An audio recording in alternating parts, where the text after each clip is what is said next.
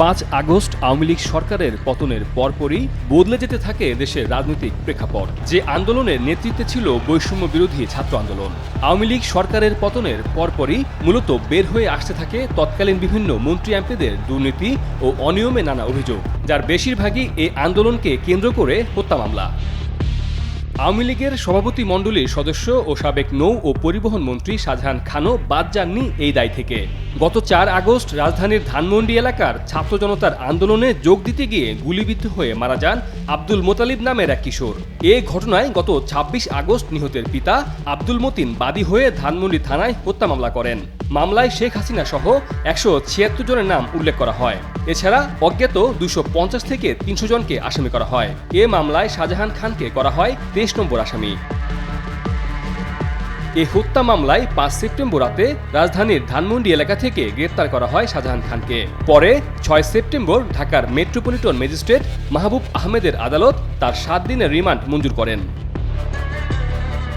আওয়ামী লীগের সভাপতি মণ্ডলীর সদস্য শাহজাহান খান বাংলাদেশ শ্রমিক ফেডারেশনের কার্যকরী সভাপতি। শাহজাহান খান 1986 সালে প্রথম স্বতন্ত্র প্রার্থী হিসেবে মাদারীপুর 2 আসন থেকে সংসদ সদস্য নির্বাচিত হন।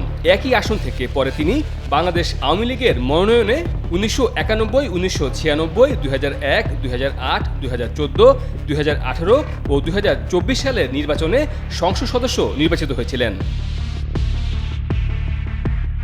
শাহজাহান খানকে অনেকেই ডেকে থাকেন শ্রমিকদের গডফাদার।